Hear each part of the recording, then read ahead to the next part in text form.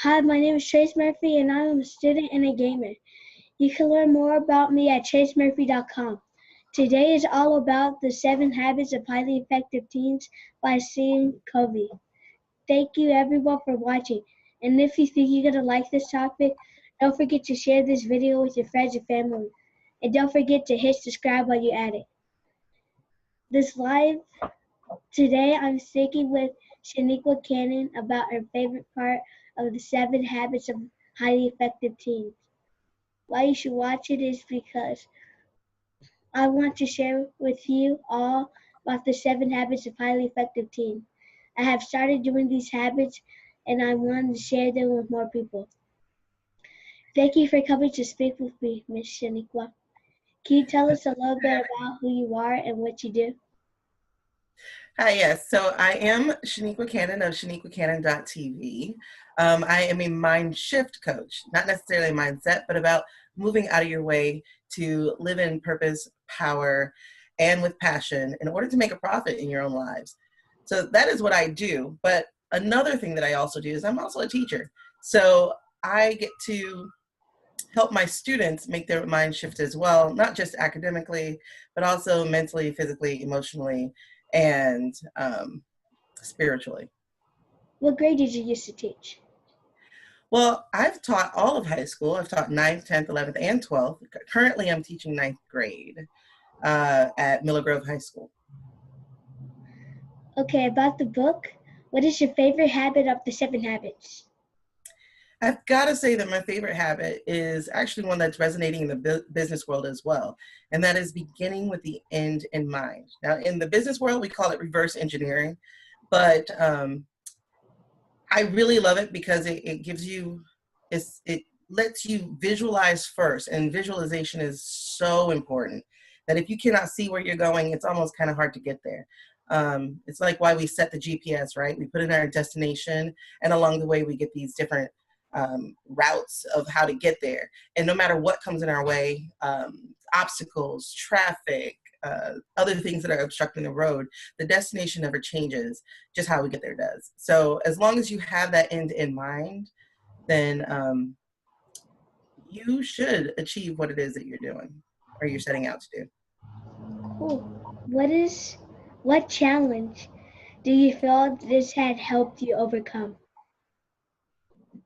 Well, I was a teenage mom, and despite everybody saying that I would not graduate from high school or even graduate from college, I always set my mind on that goal. I was definitely going to graduate from high school, and I was definitely going to graduate from college. And no matter what those obstacles were that came up, you know, children getting sick, I'm overtired, I'm overworked, etc. I always had my mind on that goal that I'm going to get there.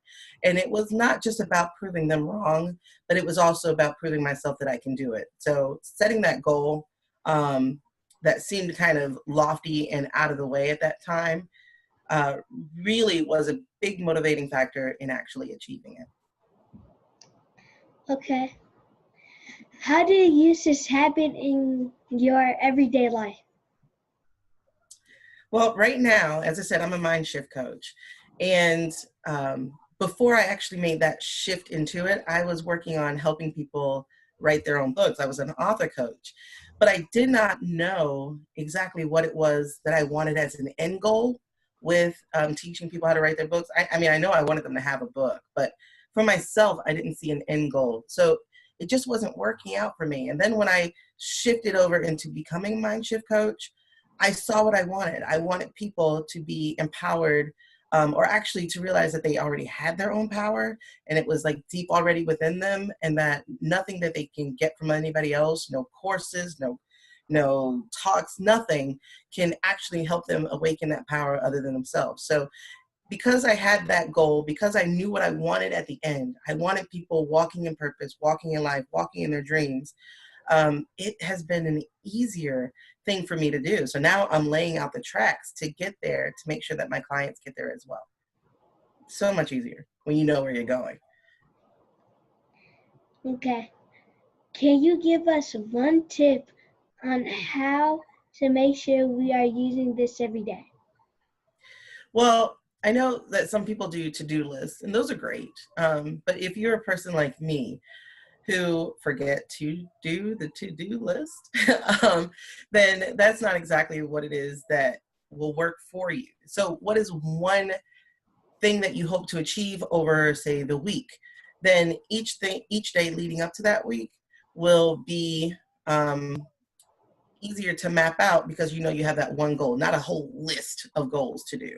Sometimes we get a little bit overwhelmed with having a whole lot of things to do or a whole lot of goals, and just writing out that one major goal that you're hoping to achieve. Like for you, like it could be, I have a test on Friday, I want to pass that test. So on Monday, Tuesday, Wednesday, Thursday, you are making sure that you do something that is going to march you towards passing that test, or you know that you have a major paper. So I need to do something every day towards that paper.